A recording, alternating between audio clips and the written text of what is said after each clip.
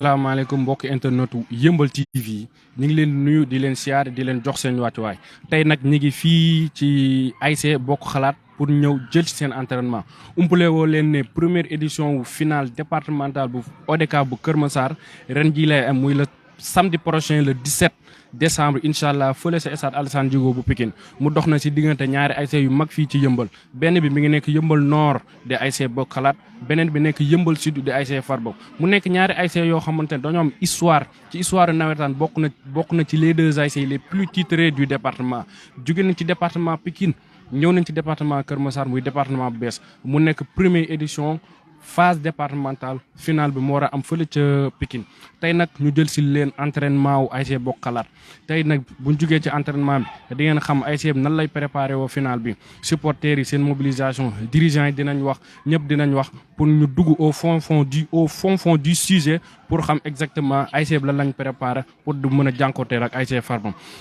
balaa ñoo xuus si waxtaan bi dañ leen may tuuti ngeen seetaan entraînement bi avant ñuy dem jëli dirigeant yi dinañ waxtaan ak ñoom dinañ waxtaan ak entraîneur bi dinañ waxtaan ak capitaine bi dinañ waxtaan ak yenn cadre yoo xam ne ñi ngi fii ci ASC bi tey pour préparation finale bi.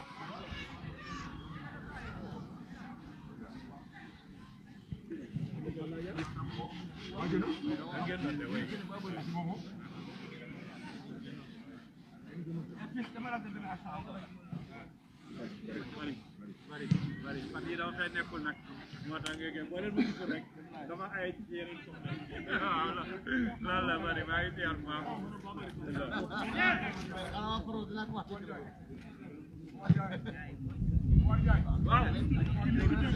waaw loolu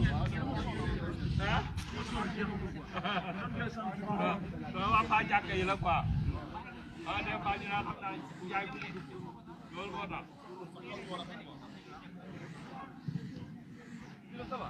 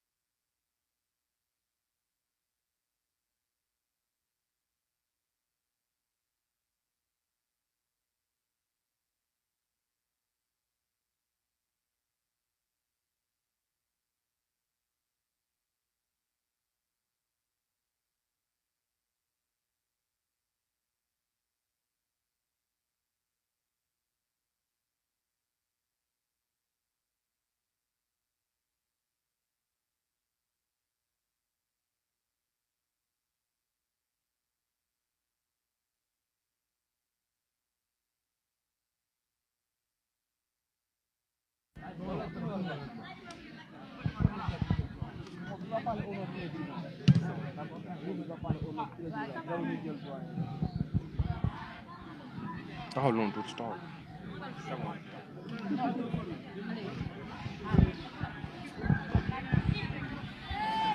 waaw ginnaaw bi ngeen seetaanee entraînement joueurs yi ñu gis ne joueurs yi ñi ngi wane benn engagement boo xamante ne ñii da ngay xool seen entraînement nga xam ne ñii carrément pare nañ final bi.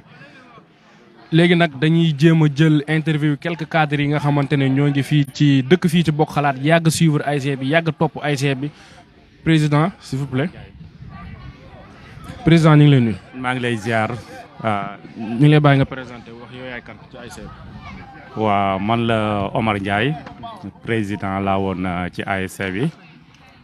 ay année 94 ba presque 2000 di leen sant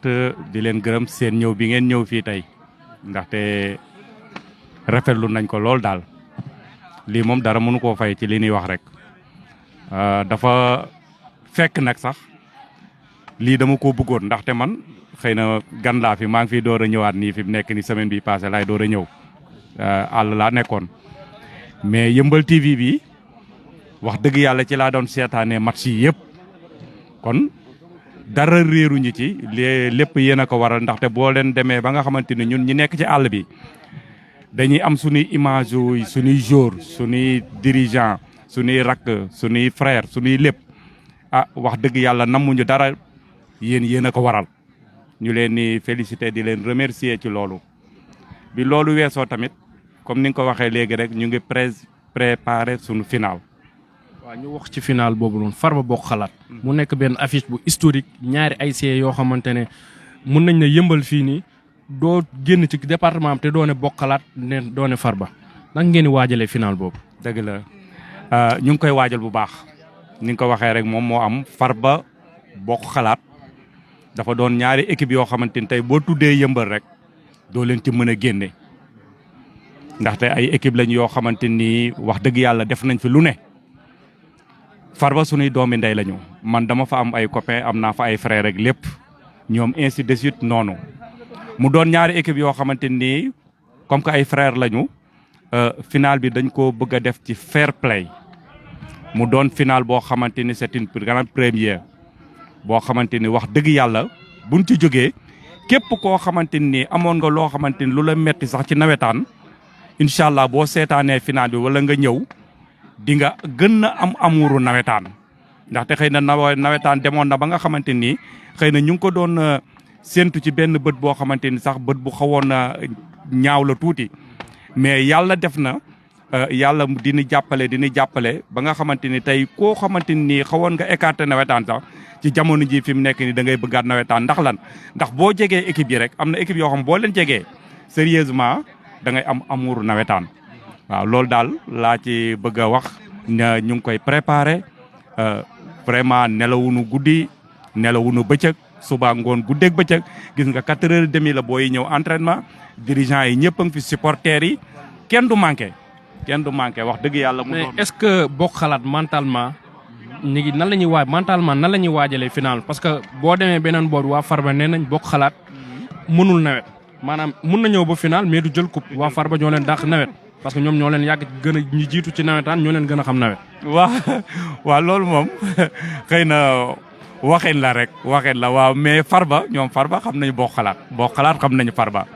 ñun coupe moom wax dëgg yàlla xëy na gëj nañ koo jël. ça fait 22 ans wala 20 ans. waaw 22 ans cos Bokk Xalaat amul coupe. waaw normalement yaakaar naa sax samay jamono temps bi may doon président defe naa ci année boobu la ñuy gëj a jël coupe. mais yàlla def na incha allahu rabbi ma ñëw fekkewaat ko ndaxte man bi ma nee naa la ça fait une semaine laa ñëw te dama doon ñaan yàlla fekke final bii tey jii nii yàlla defal na ma ko ma ñëw fekke ko incha allahu rabbi ni ma daan jëlee coupe bi jamono joma fay nekk incha allahu rabbi noonu la ñuy jëlee waat coupe bi bu soobee yàlla. est-ce que Bokk Xalaat jëlul à la légère match bii nii. buñ xoolee ne Bokk Xalaat jamono ji lu taxaw ci kanamam mu faxas jàll dem yoonam. non pas du tout final bi la ñu gën a respecté que final bu nu mës a am ci këru àdduna nee naa la yendalu nu fanaanoo lu nu xam nga. mais première édition finale départemental bu Kër Massar loolu jël ko sag la de. exactement dafa doon loo xamante ni c'est une première keroog sunu doyen Zof wax na ko lii histoire la loolu moo tax ma ne la yendalu nu fanaan lu nu kon lii histoire la boo xamante ni ci archive lay doon boo xalaat moo njëkk a rapporté finale départemental loolu rek dafa doy kon nag wax dëgg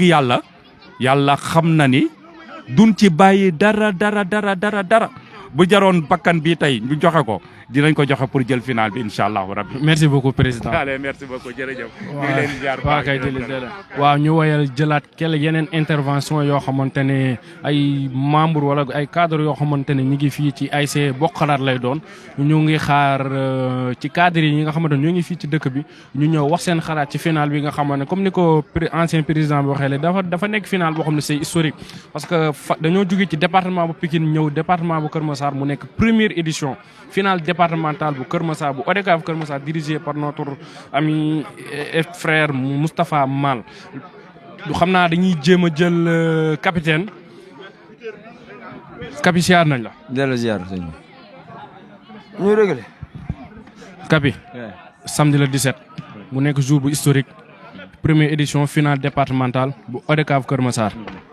ASC Bokk Xalaat ASC Farba. salaamaaleykum waa Yëmbal yéen ñëpp maa ngi leen di nuyu di leen ziar ku nekk sa tur ak sa sant. waaw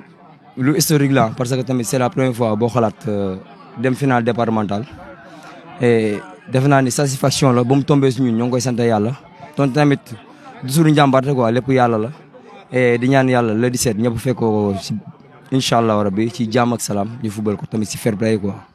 yéen joueurs yi nan ngeen di waajalee final bi te gis nañ ne du doon match bu yomb. benn rivalité jot naa am ci diggante Bokk Xalaat ak Farba ba pare. waaw si dëgg la Bokk Xalaat ak Farba rivalité peut-être yàgg na mais ay frères lañ te en plus tamit match la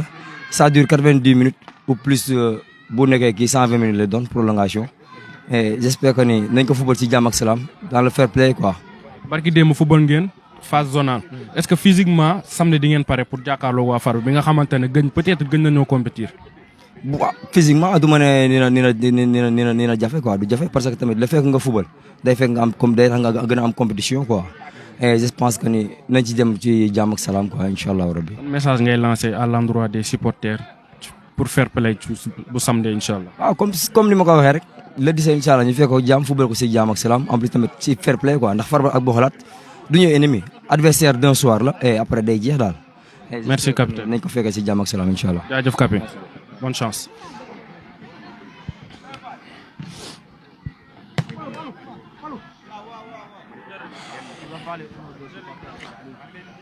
waaw c'était le capitaine bi mu ngeen doon déggoon léegi muy wax muy le capitaine de l'ASC Bokk Xalaat moom nag lancé na un message à l'endroit des supporters pour que le jour ba ñu ñëw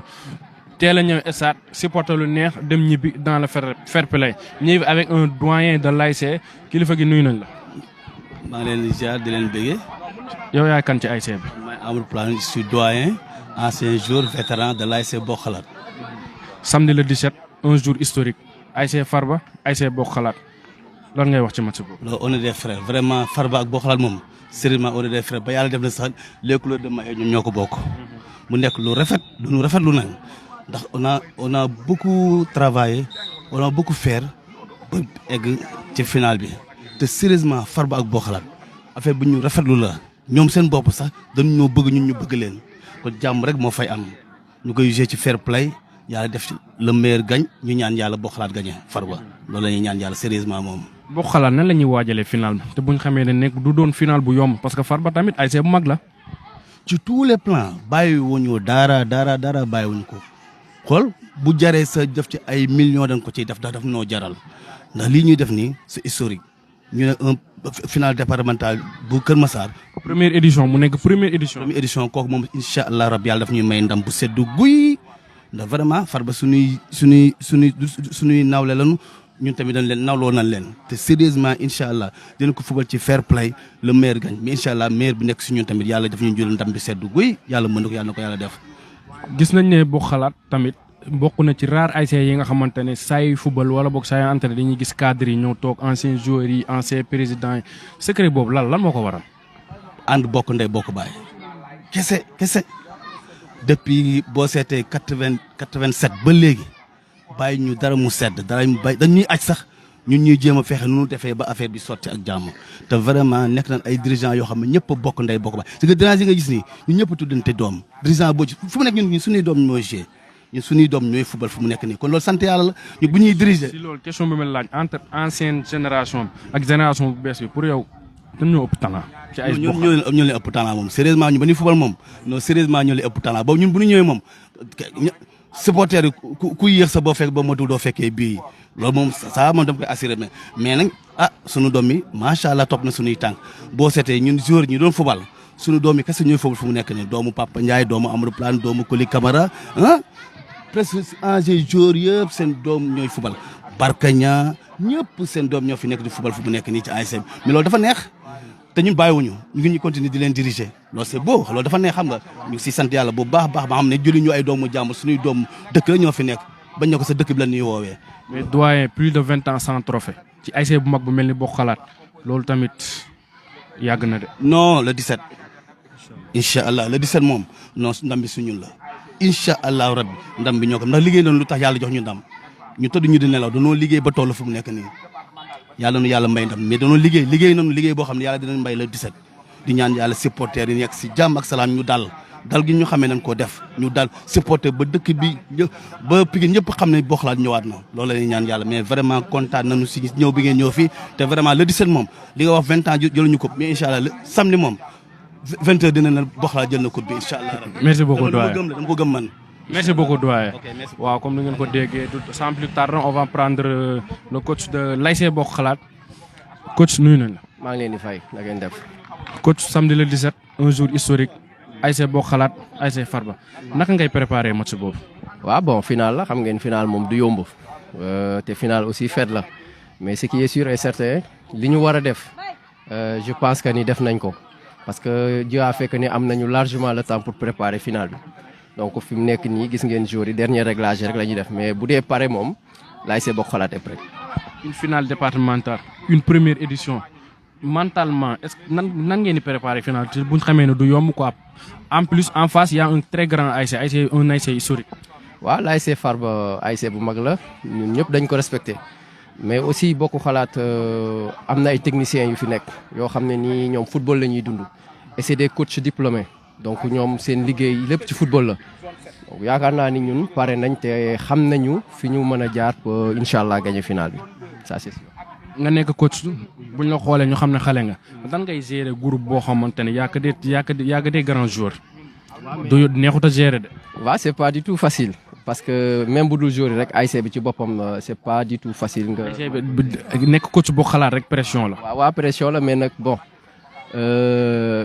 ci gis-gis da nga naan jeune la c'est vrai jeune la mais nag jeune la boo xam ne ni aussi damaa dem jàngi sama liggéey au niveau international avant ma koy exercer au niveau national vraiment donc ni mu waroon a méttee du ko ni méttee. message ngay lancer à l'endroit des supporters le jour J. waaw supporters yi nañu ànd ak dal rek te fair play te xam ne incha allah ndam liñ doon xaar boobu ba léegi ci kàttanu yàlla dinañ leen ko andil. ça fait plus de 20 ans Bokk Xalaat jëlul ko. et j'espère que ni malédiction boobu dañ na. incha allah merci beaucoup coach. Allez, merci.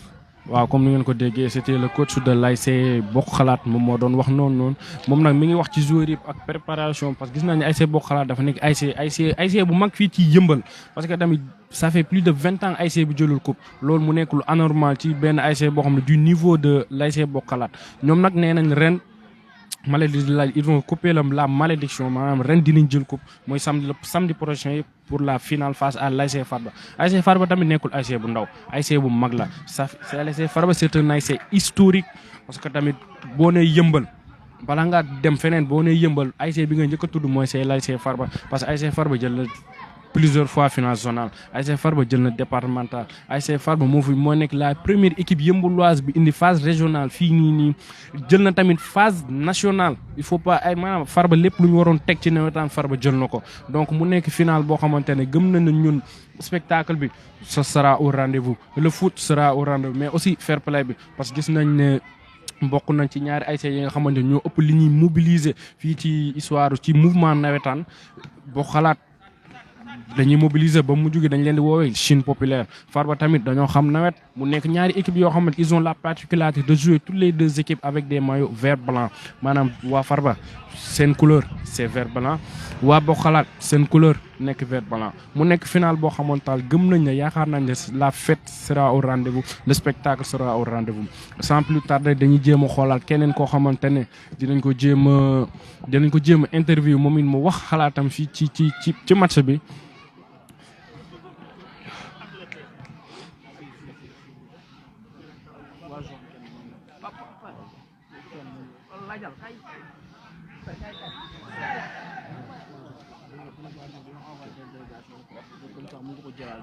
waaw comme ni ngeen ko gisee nii lii ngeen gis nii mooy c'est la délégation de la zone 2 de Kër Massar ñoom ñoo fi def benn délégation dirigée par des membres de la zone ñoom ñoo ñëw seet si fii tey ASC Bokk Xalaat pour leur apporter leur soutien parce que tamit comme ni ñu leen ko waxee c'est une finale historique parce que première édition la ci nouveau département bi ODCAV bu Kër Massar organisé première finale départementale Bokk Xalaat am chance ñëw finalu ci première édition bi bu ko jëlee tamit day nekk un jour historique parce que sag la quoi nga ñëw ne maa njëkk a jël finale départementale bu Kër Massar loolu rek sag la moo tax waa zone 2 bu Kër Massar dirigé par le président Madi yónnee fi tey benn délégation bu xaw a takku pour ñëw apporter son soutien à l'ASC Bokk Xalaat en attendant ñuy pare dañ leen di bàyyi ngeen wala ñu jox leen ngeen déglu tuuti ci discours bi waa ASC Bokk Xalaat di wax. ñu yóbbaale ñëpp muy suñu papa bi toog muy suñu papa Paline ak suñu grand ki nga xamante ni vraiment moom it xamante nañu bu baax mu doon ku baax moom it ñu nuyuwaale ko mu yóbbaale gars yi. beneen bi ci des comme ni ko suñu tonton Zof waxee final bi dafa nekk final boo xam ni li may njëkk a wax mooy en tant que vice-président des supporters de l'ASC Bokk Xalaat message bi may njëkk a lancé mooy dañuy dem ci final bi li ñuy jiital mooy ci fair play lañ koy teg bi ci topp mooy non à la violence beneen bi ci des mooy nañu xam ni final bi ay doomu yëmbal ñoo koy football ndam li du mës a génn yëmbal mais ku ci nekk dafa am zone booy représenté ku ci nekk aussi dafa am commune booy représenté ñin fii ci commune bu yëmbal nord zone 2 la ñuy dem représenté ASC Farba moom yëmbal sud lay représenté mais zone 1 lay représenté ku ci nekk nag li nga bëgg mooy fexe jël trophée bi ñëw indil ko zone bi nga bokk wala indil ko commune bi nga bokk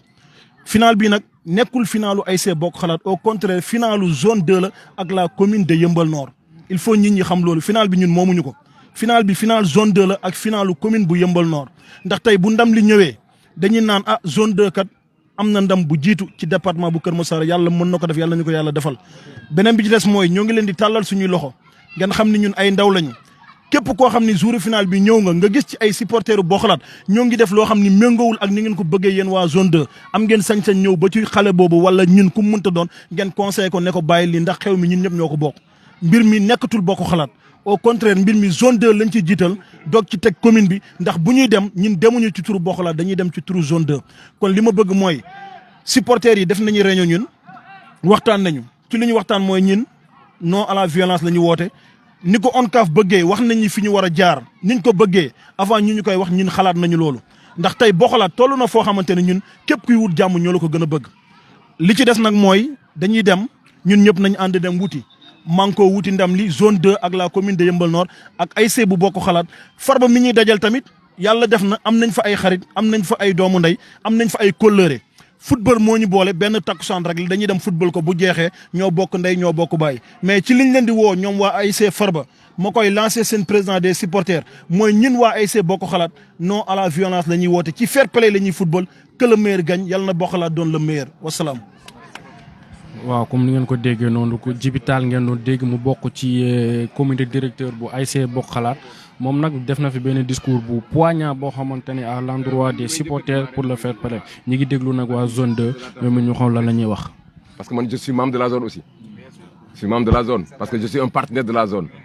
Et aussi je suis président de cette zone-là. Donc moi, je suis sur 2 casquettes. Casquette membre de la zone, étant un partenaire de la zone, parce que nous sommes la commission de la supervision des matchs. Nous sommes aussi membre de l'ASC Bokhalat. Donc vraiment, nous sommes contents de recevoir la délégation zonale pour nous indiquer son soutien à l'ASC Bokhalat qui va représenter cette zone-là. En même temps aussi de représenter aussi la commune de Yeumbeul Nord. Donc délégation bi nga xam ne moo ñëw mu doon 2 délégations ci benn délégation je crois que am na solo trop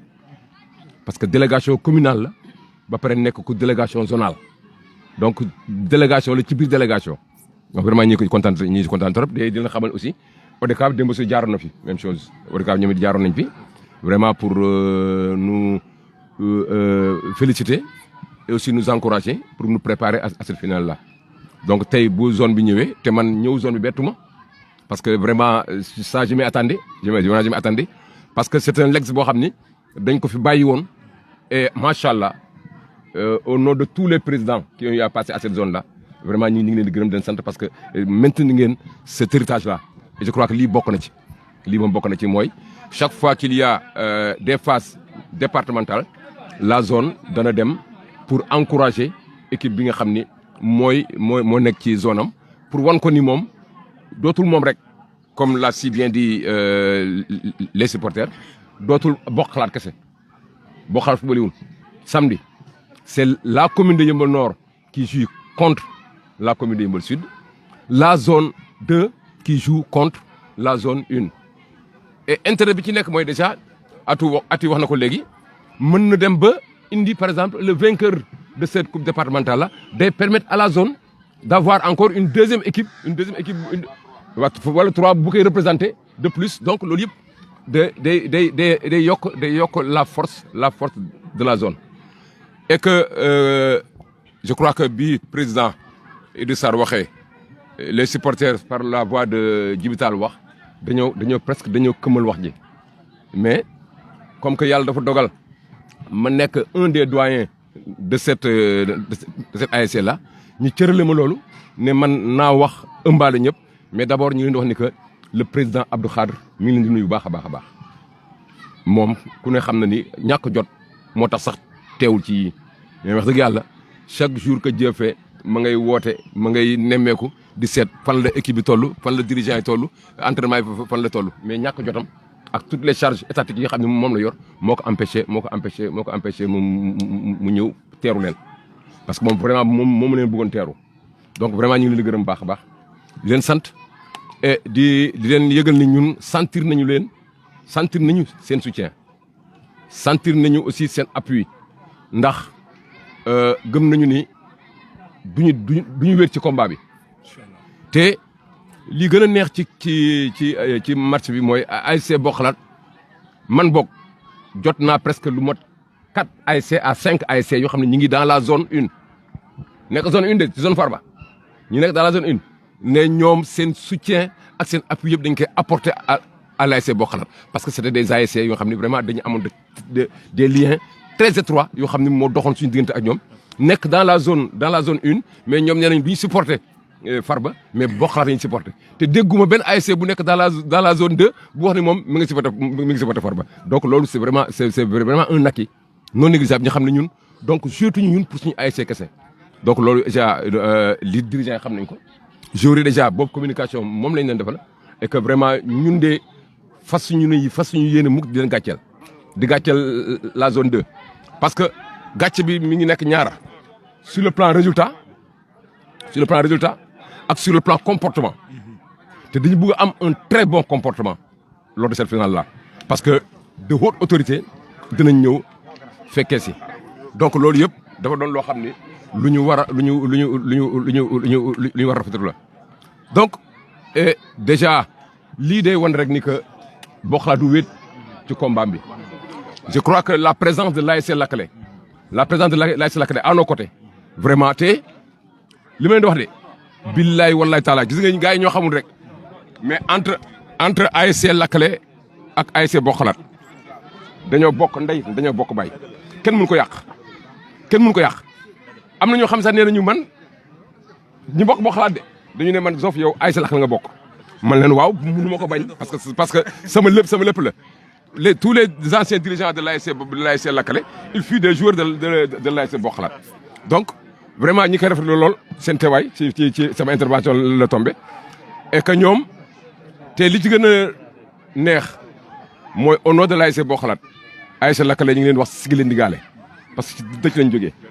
bëgg nañ teel a ñëw mais dafa am seen benn dirigeant bu ñuy wax Vieux Dieng moom la yaayam gaañu ca Parcelles Assainies moom lañ demoon pour jox ko boromam soo ko ñëwaat def nañ tout nag pour ñëw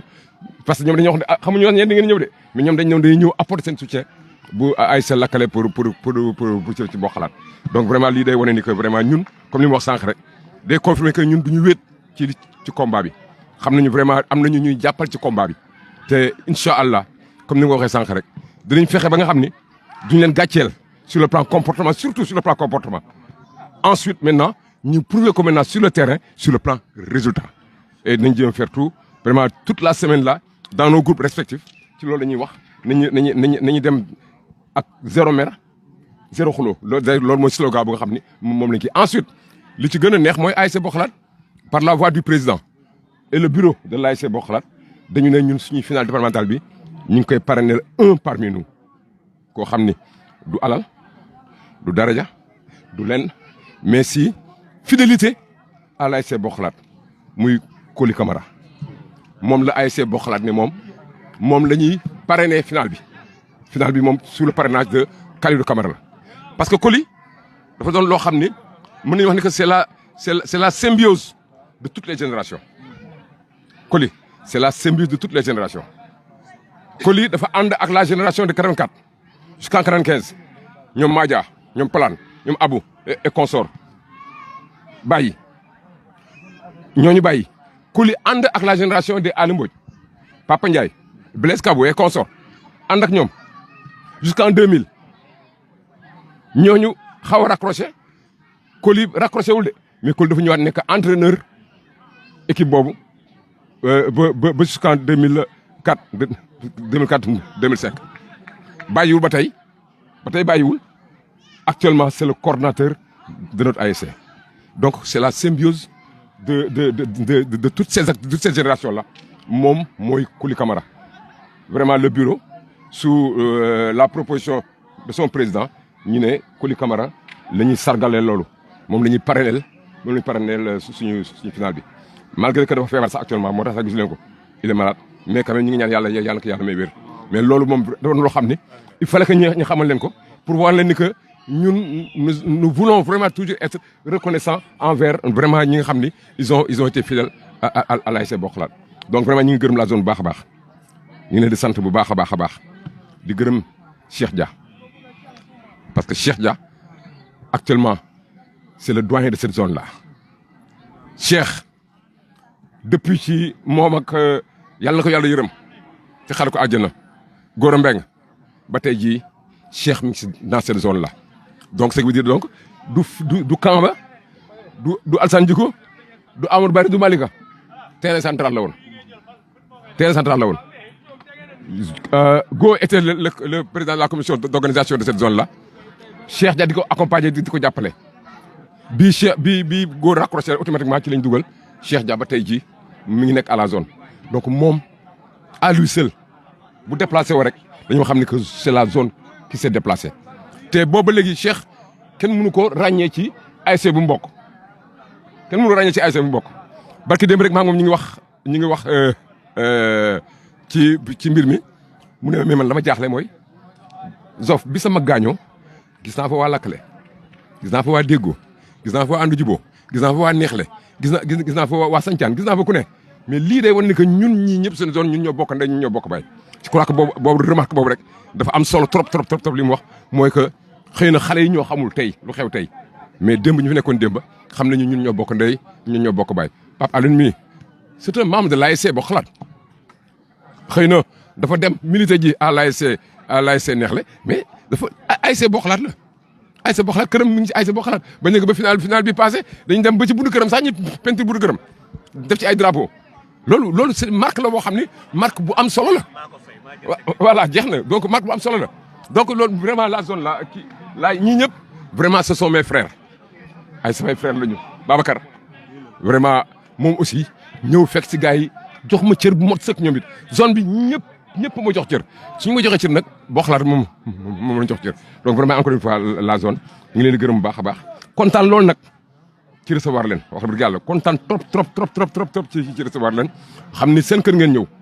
boo xalaat seen kër la vraiment ñu ngi leen ci gërëm bu baax a baax terminé nag par l'ASC Lakale ASC Lakale xaaj Moussa Ba ñu ngi leen di gërëm bu baax a baax ñu ngi leen sant bu baax man xamoon sax di nga ñëw parce que bi nga ma wooyee nga ne mooy da ngeen am dëj da ngeen di dem dëj ba ci Parcelles Assainies pour yaayu vie ji xalaatu man sax ni pour man maa ngi ne xalaat xëy na peut-être que demain ngeen fi jaar mais durant toute la semaine là ñoom ñi ngi ñuy woo naan ñu dinañu ñëw vraiment ñëw waa Boxaar gis waa ASC Lakale ji mu laa doon wax sànq rek xëy na ñi suuf ñoo xamul rek mais ñu fi woon démb xam ni ñii ñëpp muy Tafa Ndaw di Mandiaye di Zal ñoom ñëpp ils ont mouillé Moustapha Gueye Landing ils ont mouillé le maillot de l'ASC Bokhalat. Le siège de Bokhalat était des Kognou Lakale la woon Bada qui fut membre fondateur de l'ASC Lakale fut entraîneur de l'ASC Bokhalat. Dame Gueye le grand frère de Moustapha Gueye un fervent supporter de l'ASC Bokhalat. yaakaar naa ne sax bi Bokhalat bi Lakale créé sax moom dafa am problème nga xam ne daa toog croiser les bras parce que mënul féete fii donc vraiment ñu ngi ci gërëm baax a baax di leen sant j'ai été un peu long nag vraiment mais mbégte rek la mbégte moo tax vraiment ñu wal leen ko ñu wax ji yëpp mais vraiment au nom de tout l'ASC Bokhalat bàyyiwuma kenn du président de l'ASC Bokhalat jusqu'au plus petit sympathisant muy man mi vraiment ñu ngi leen di gërëm ñu ngi leen sant bu baax a baax di ñaan yàlla comme ni ngeen koy ñaanee ñun yàlla nañu yàlla may ndam te bu ñu may ndam aussi yàlla nañ jëg donc loolu laa amoon ci li ma ciy wax bu jubee nag ngeen xam ne ci suñu borom la bu dëngee da nga xam ne ab doomu aadama kese la damay juum damay faxasalu ngeen baal maax wa salaam jërë ngeen jëf. waaw comme ni ngeen ko déggee c'était un discours d'un des membres de la zone et en même temps bokk ci comité directeur bu ASC Bokhalat. Maintenant on donne la parole aux membres de la zone 2 de Kër Massar. salaamaaleykum wa rahmatulah. gars yi ñu ngi leen di nuyu yéen ñëpp di leen ziar mais xëy na di jaale sunu mbokk yi di jaale fii ndax maa ngi koy woo mais keneen laa jot. mi ngi may woo sax mais li ñuy film moo tax décroché wu ma mais di am contentement te xam ni wax ji peut-être du bari sax lu tax ma ne du bari mooy dama ànd ak sama kilifa ci nawetaan dëgg la maa ko mag ci at. dama naan zone 2 ancienne zone 7 bu ñu amee benn stabilité bi. mu am benn dal ba ñu nekk zone de référence Cheikh Dia moo tax xëy na dinaa wax tuuti mais bàyyi ko moom mu wax lu bëri développé bien vrai que je suis le premier vice-président chargé des finances bu zone bi am casquette yu bëri su ma nekkee adjoint au maire chargé du sport et de la culture su ma ko jëlee ñoom la kon lépp dama leen koy delloowaat te parce que c'est une famille mais bravo à l'ASC Bokhalat fi mu teg tànkam bu ko teggiwul gëm naa ni man waxatuma sax nawetaan mais ni ñaari tali déparé woon dem ba nekk première division Bokhalat dina àgg foofu. parce que lii c'est rare sànq damay toog di xool ma ne xoolal génération yi fi daje président yi fi daje man bi ngeen wax 3 man maa ngi jàpp 4 sax na dama ne woon Zof aussi ci président yi la bokk. te effectivement te man musuma pour man Zof dama naan mooy premier président ay Bokhalat te xam naa ni grand Bill. bu ko yaram bi nangu meyoon day ñëw loolu mooy charme nawetaan loolu mooy charme équipe te lii dañ ko xale yu bëri dañ ci war a jàngat man dama naan du ma sportif ndax sport xëy na xaw ma ci lu bëri mais xam naa naka lañ ñuy développer sport à travers les relations te loolu moo am solo gis nga lii buñ ko dindee ci sport rek jeex na moo tax fi ngeen teg seen tànk bu dara jar ñu dindi ko lii dafa am solo dëgg la neex laa bokk ndax neex la sama biir kër lañ ko formé mais daaw bi Bokhalat def final bi sama bâtiment sama miir laa joxe fay un technicien mu ñëw Babacar ñëw décorer foofu maa ngi ko fay sama xaalis parce que samay doom tey Bokhalat lañu ne tey sama kër bu amoon coow bu nu yuuxoon neex la di ñëw waa Bokhalat yi njëkk a ñëw waaw kon mi ngi noonu pour wàll ni dama leen di wax ni benn lañu li si des te ma rassuré wu mooy le président des supporters wax ko muy côté violence ñun soog foofu la ñuy ñaan luñ ci mën a bay suñu waar nañ ko ci bay parce que suñuy doom rek la Modou Mané sama xarit xam ni ki ma tuddee am na 23 ans dafa naan ma lune mi naa papa ñëw na moo gën indi nañ papa te indi nañ papa li koy waral mooy violence kon luñ ci mën a daw nañ ko daw xam ni dañuy foo dañuy ree te incha allahu ndam li day ñëw ndax communion bii ma gis nii gisuma ko fenn man gëm naa ni ndam li day ñëw démb président Ati bi muy wax ne la première coupe départementale ñëw am na ku ko doon jéem a corriger sax naan ko non neex la ma ne ko non il a parfaitement raison parce que ce sera la première coupe départementale bu Kër Massar te incha allah dafay ñëw vraiment dootoo am sax looy wax ndax lii ñu dégg fii gis ko fii dafay sedd xol nee na dañ bëgg ngeen ñaanal ñu sunu waa ji daal ñu ñaanal ko bu baax a baax a baax ndax defe naa ni démb rek am na lu maire jot boo gisee waxuma kaddu mais maa ngi naan zaal na coordonné parce que daf ne ma lu ma guddi damay ñëw mi ngi si yoon ne ma bu amee fu ñu daje sax ñu daje fa ñu fekk ko fa moo tax mënu ma wax ca kaddu ba pare te tama xam ne mi ngi egsi mais côté zone bi nga xam ne peut-être président Madi nekk fi te man topp ci moom mën naa cee wax mais damay jël lépp delloo ko waat Cheikh ngeen ñaanal na ko sunu waa ji yàlla wéral ko yàlla yàggal ko fi ndax dafa boole génération yu bëri loolu moo ñu may chance dañu am un Alou am un Cheikh Diop am un Cheikh Dia au niveau de la zone ñuy liggéey bu am solo kenn gënu leen donc temps loolu ñu am ñu bokk ndey bokk bàyyi dama leen koy wax Alou bi muy jël soxna ma ne le président de l'ASC Bokk Xalaat mi ngi jël soxna secrétaire général u ASC Neexle kon jàngat la ñu war si jàng ni dañoo bokk ndey bokk bàyyi ba xuloo waratul am suñu biir lakkale tey lii mu def lan moo ko dax te ñu jóge ci naqar ñun xalaatoon nañ duñ ñëw sax mais gis ngeen ñu teew parce que dañuy wane ni lii ñoom la kon yàlla na yàlla tàppe xol yàlla may ñu ndam Cheikh kaddu gaa ngi noonu ndax yaa ko moom jërëjëf. ñu ngi jaare man nag dama bëgg bala ñëw commencé ñu def fukki xul walaaw ak benn defal ko góora ndax bi ma toogee fii avant Zof di wax suma xel mu ngi ci moom ñu defal ko fukki xul walaaw ak benn ñu ñaanal ko ko pare ma door a dugg ci wax ji incha allah rabbi bismillahi rahmaani rahim wax dalla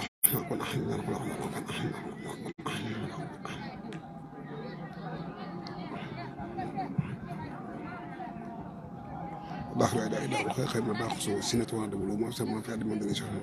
الله لا اله الا هو خير ما تاخذ سنه الله لا اله الا هو خير ما تاخذ سنه الله لا اله الا هو خير ما تاخذ سنه وما سمى في هذه المنزل yàlla na ko yàlla xaare àjjana yi gën a kawe asalaamaaleykum ñu ngi jaare président yi fi teew yëpp ci jiital su ma neexee ma ne président Big Boss te ci Zof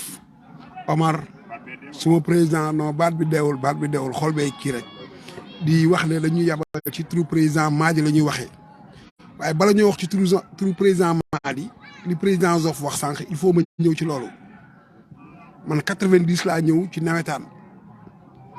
Bass Touré dëkk ànd juboo indi ma teg ma ci loxo Alsane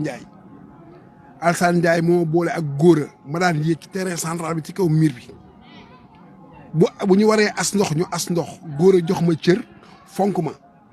boo gisee Bokk Xalaat ci équipe yi ma gën a bëgg ci la bokk ndax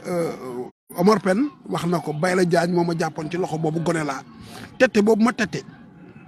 ba tey ma romb juróom fukki at nekk yëmbal gi lu ma fi am ci nawetaan lu ma fi am ci àdduna am fi ay soxna ak lépp nawetaan moo tax kon maa ngi ciy gërëm waa Bokk Xalaat bu baax ci gërëm grand Bass Touré bi ma boole teg ci loxo Alsane ak Go ci gërëm président Zof ndax àdduna dafay dox man nga yor tey suba doo yor bi muy yor waxuma waa ànd jubóo de dimbali na sax ba dimbali ñu bokk sancaan ci lu ma teg sama bët lu wër buñ ko doon évaluer jamono bii day ëpp lu ëpp million mu jox ko nit mu naax saay ba tey waxu ci benn baat kon Zof ñu ngi lay gërëm grand Big Boss ñu ngi lay gërëm ndax bokk nañ ci yeneen groupe xamante ci leneen Madia ñu ngi lay gërëm Plan ñu ngi gërëm ñëpp ñu ngi gërëm ñi fi teew ñëpp président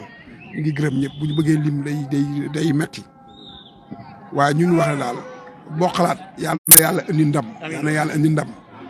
président Madi daf ñu sonal pour ñu déplacer pour ñu ñëw tey démb dafa daw ci liggéey bi ñëw ci subvention yi bu bëggee dawaat tey dafay metti soññ nañu maag Laay Jàllo ñu ànd ak Pape Aline ñëw ànd ak Zal ñu ngi leen di ñaanal coupe bi na ñëw fii ndax coupe bi li ko gars yi waxee moo ci nekk coupe bi nekkul coupe Bokk Xalaat coupe bi coupe zone bi la ak commune bi ndax Bokk Xalaat bu demee nii dem bi mu dem nii bu ngeen jëlee coupe bi gërëm leen ci sanc bi ndax bu lu woon sanc bi dañuy tirage bu manqué demee boo xalaat du dem bu boo xalaat demee maa ngi ko dem te mënoon ngeen bañ dem ndax équipe yi boo xoolee ñi gën a mën ci fubal bu ñu leen di tirage du ñu am sens tirage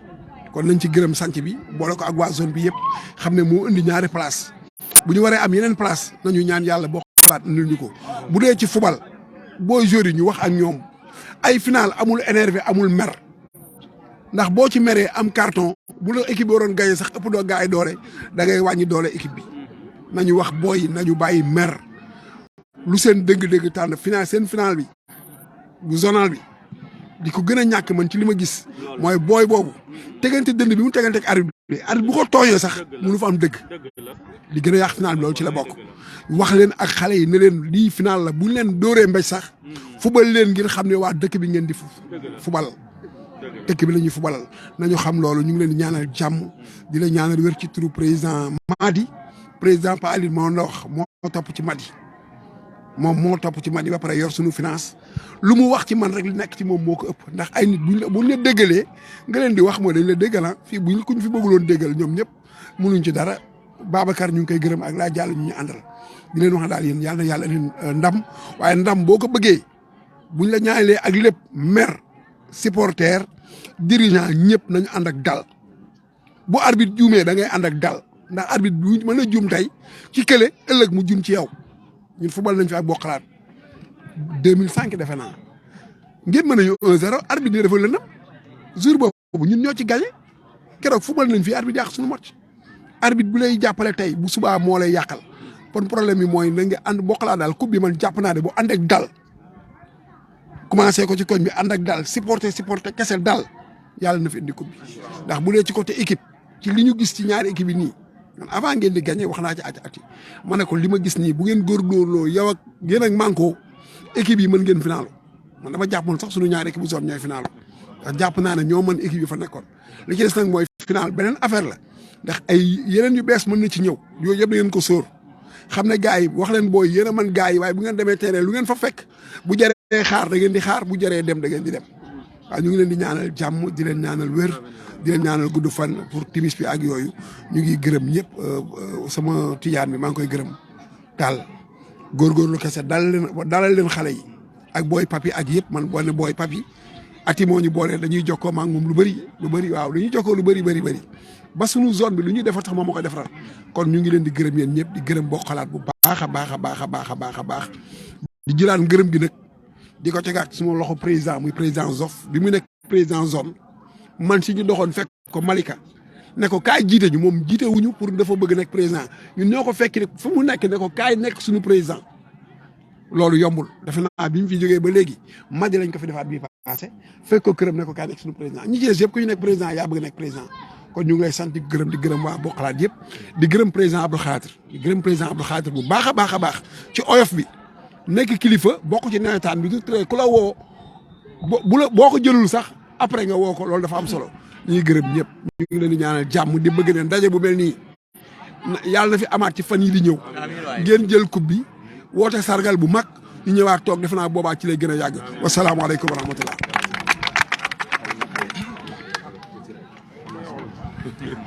waaw ñu jox kàddu gi waa Lakale ñoom it ñu def benn délégation ñëw fii seet ASC Bokk Xalaat président bi. waaw asalaamaaleykum wa rahmatullah ñu ngi nuyu ñëpp di ziar ñëpp di balu àq ci retard bi ndax jaam ak pexem yàlla ak dogalam bi ma ñëw maa ngi àndanteeg mu sekk ci am li tax ma xëcc ko mu ñëw dafa bokk ci njëkk am carte de membre ASC Bokk Xalaat ci Bokk Xalaat bu njëkk ba am Bokk Xalaat ak Malika di xëccoo mbir yi daf ca bokkoon moo taxoon ma ne ko tey foo jaar nga ñëw àndante Khalifa Gueye mii nekk na capitaine u Kade Bokk Xalaat di rakk mu saf Gueye illustration la ñu fekk fi Saliou Gueye mi nga xam ne moom it ñoom ñaar ñoo bokkandoo woon Kade Bokk Xalaat àndante ak seen jàmbu xeebu bi nekkoon ancien gardien de but ASC Bokk Xalaat di kontaan it bi ñu fi fekkee ñoo xam ne ñun ak ñoom ñoo solonoo mayo muy maaj sama doomu ndey kee sama seex la sama lépp la palaan Omar Ndiaye wax dëgg yàlla ñu fekk fii suñu magu bopp fekk fii tam sama soppe sama xarit grand big boss nga xam ne fu mu ma séen li muy njëkk wax mooy sama soppe la may wax Bokk Xalaat nag ñun mun nañ sax bañ a wax ci turu lakkale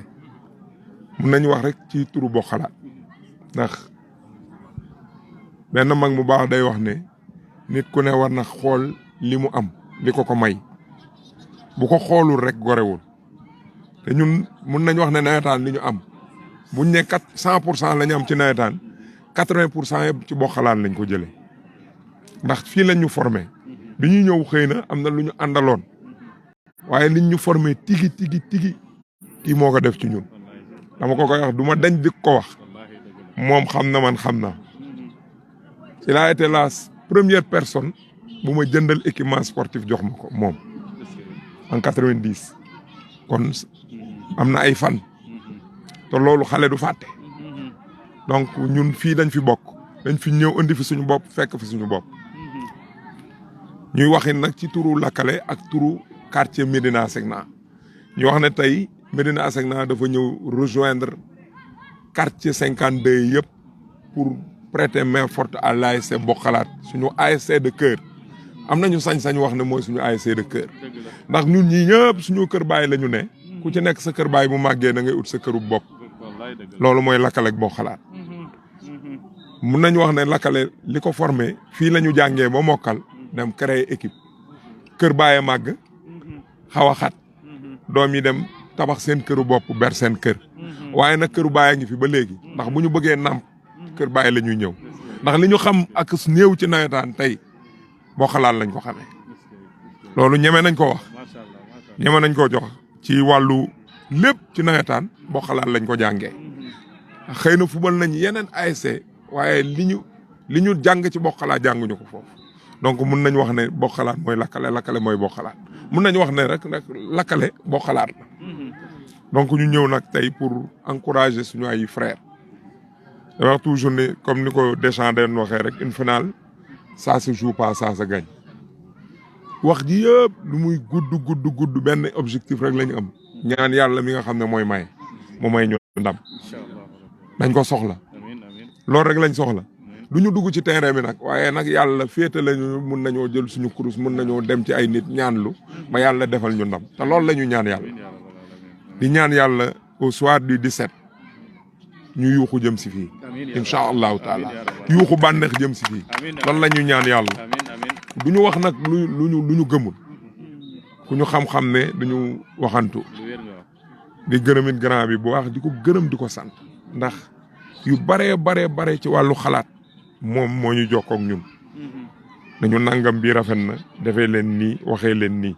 ñu di ko jëf yàlla def sutura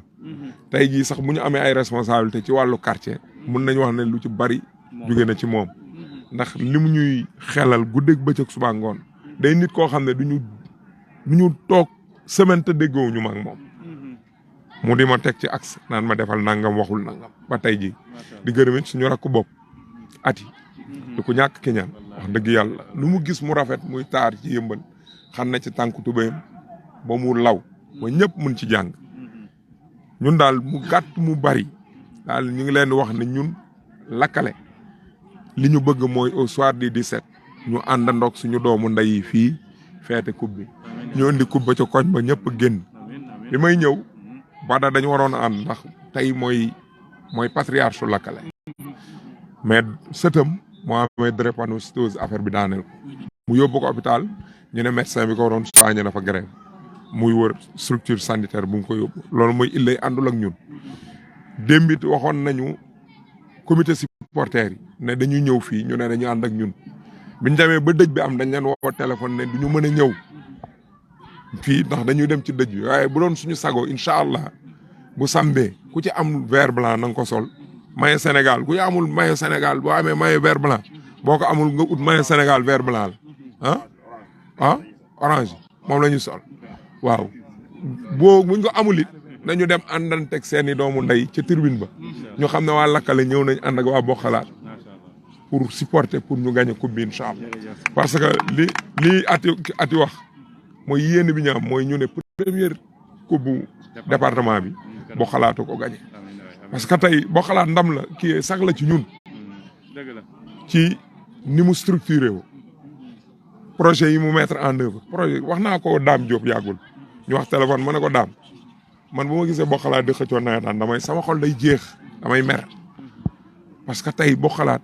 ñun suñu doom yi ñëw ci gannaaw boo xalaat moo war a nekk buntu bi xale yi génnee dem équipe nationale wala ñuy dem ci championnat européen parce que tey boo xalaat fii juboo tolloon fu ko raw la boo xalaat juboo mi muy am équipe régionale di jouer championnat fii boo xalaat tey toll tey moo ëppoon juboo doole moo ko ëppoon mbooloo moo ko gënoon structuré moo ko ëppoon ay projet innovateur moo jur tey GFC boo gisee GFC tey ci juboo la juddoo kon tey jii boo xalaat war na nekk buntu boo xam ne tey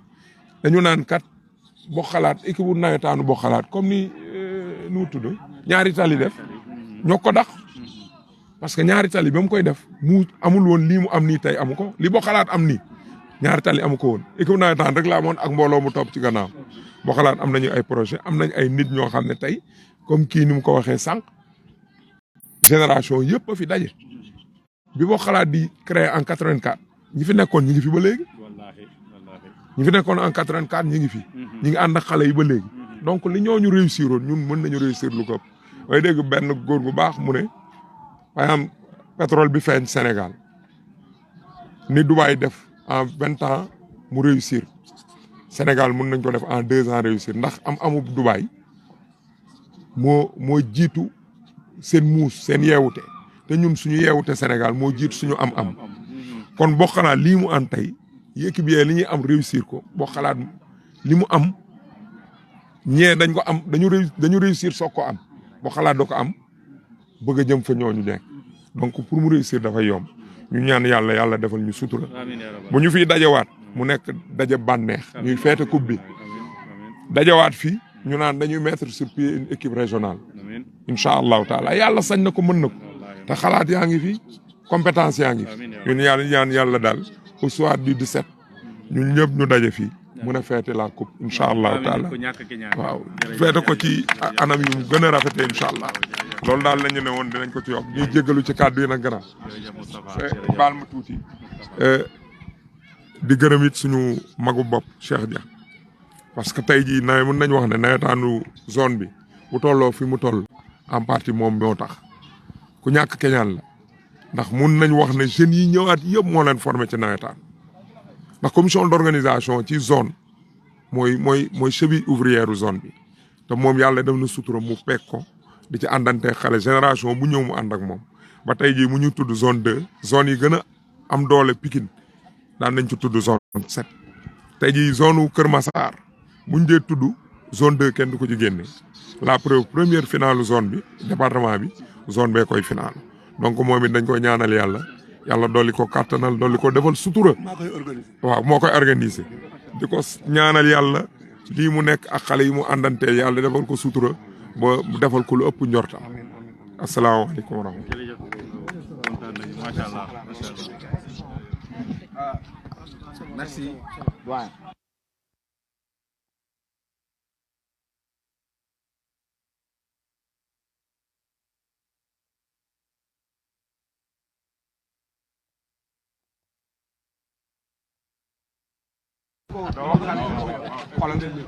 boy may ma fii dafa am xoolal soutien wu zone bi pour l'ASC.